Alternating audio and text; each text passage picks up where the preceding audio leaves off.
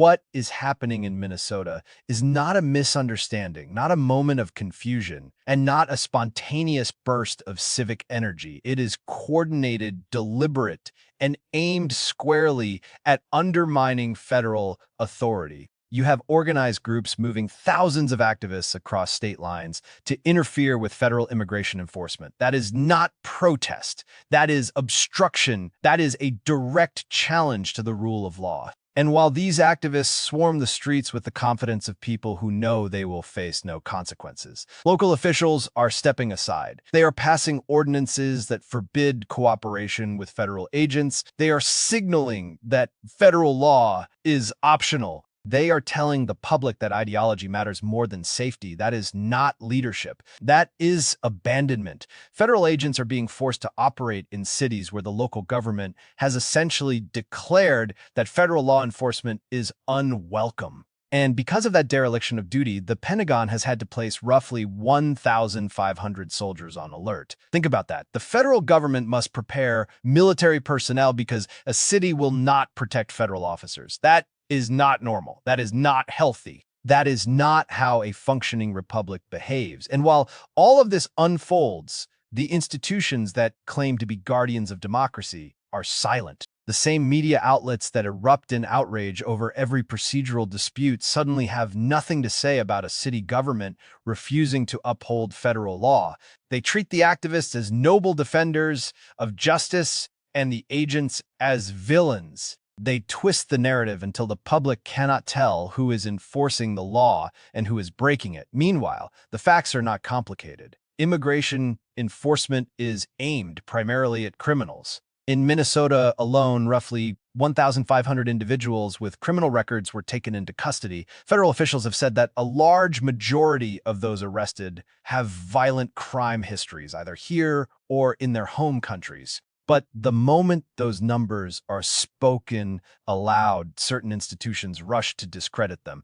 They do not want the public to know that enforcement is focused on dangerous offenders. They want the public to believe that every action taken by federal agents is an act of cruelty. And now we have something even more disturbing: protests spilling into sacred spaces. Anti-ICE protesters recently stormed a church service in Minneapolis, chanting slogans tied to the Renee Good shooting and accusing a pastor of having connections to federal immigration enforcement. They interrupted worship. They disrupted prayer. They turned a sanctuary into a stage for political theater. Law enforcement officials and religious leaders alike have said plainly that targeting places of worship crosses a line that should never be crossed. Observers across the spectrum, including church members and media figures, describe the disruption as intrusive and inappropriate. The Department of Homeland Security and the Department of Justice have announced investigations into these actions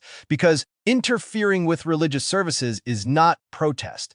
It is a serious matter with legal consequences. And yet, even in the face of this, the mayor of Minneapolis has suggested that order will return only when federal immigration authorities leave the city. Think about that.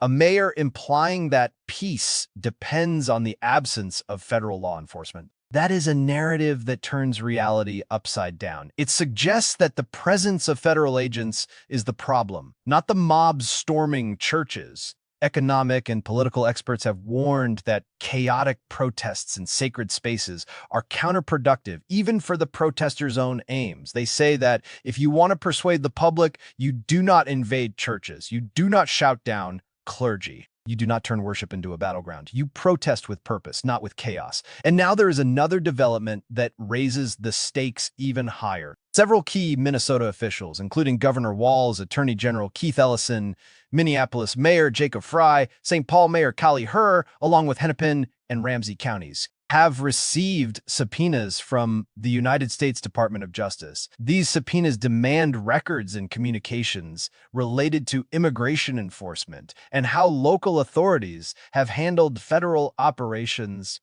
The documents sought cover interactions from early 2025 onward, focusing on how these officials responded to federal immigration and customs enforcement activities within Minnesota. This is not a small request. This is not routine paperwork. This is the federal government demanding answers about whether local authorities have obstructed federal law enforcement. It signals that the situation has escalated beyond political disagreement and into a legal confrontation. And here is the part that should concern every American. When local governments decide which federal laws they will honor and which they will ignore, the entire system begins to fracture. When cities declare themselves above federal authority, the country becomes a patchwork of competing jurisdictions. That is not compassion. That is not progress. That is fragmentation. The public wants order. The public wants safety. The public wants laws that mean something. But the institutions that claim to speak for the public are more interested in theatrics than solutions. They elevate disorder and call it courage.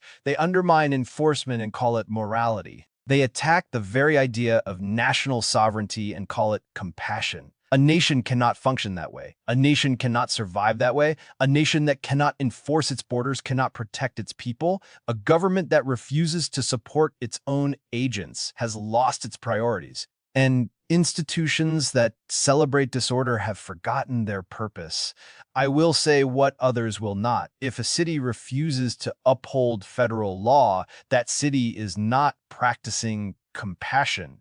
It is practicing defiance. If activists obstruct federal enforcement, they are not defending justice. They are undermining it, and if institutions twist the narrative to protect that behavior, they are not informing the public. They are manipulating it. I am Andrew Barrett. Stay sharp, stay aware, and stay unfiltered.